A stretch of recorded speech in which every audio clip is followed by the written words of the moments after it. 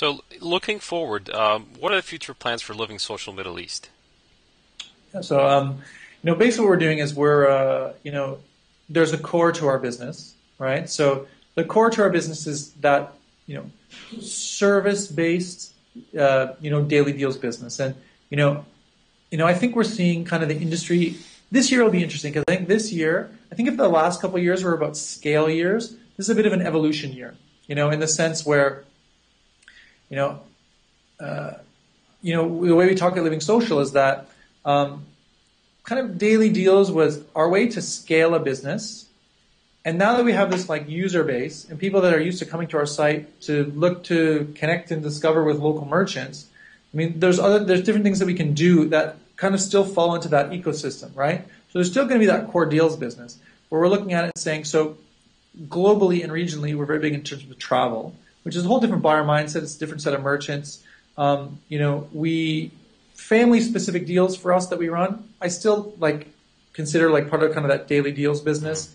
But it's really kind of saying, we are and want to be a local commerce company where we're, ultimately the go-to for people looking to connect and transact with local merchants, So whether that means, if you look at some of the stuff we're doing in other parts of the world that, we might see in this part of the world this year is, we're doing things like online ordering in the U.S. now. So we've entered that in some markets where, I want to order, from a restaurant, either know what I want or don't know what restaurant I want, who delivers to where I live, transact.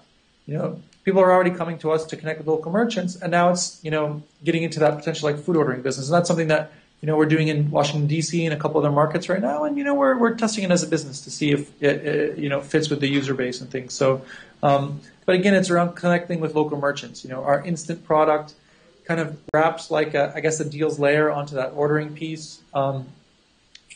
Looking at things too. Recently, we've got into something at GoNavit we fought for a long time, which was this concept of selling physical products. It's far more. Is it more complicated than selling vouchers for services? Probably, just because price points are different, which has impacts on payments, which has impacts on fulfillment. It's a different kind of fulfillment because it's not like I'm going to go to the restaurant when I want to. It's that I bought that thing. When's it coming to my house? It's a different value chain. Yeah, that whole piece is much different, and it's different in different parts of the world. So if you buy a voucher from me in London, you buy a voucher from me in Dubai, I still send it to you by email, right?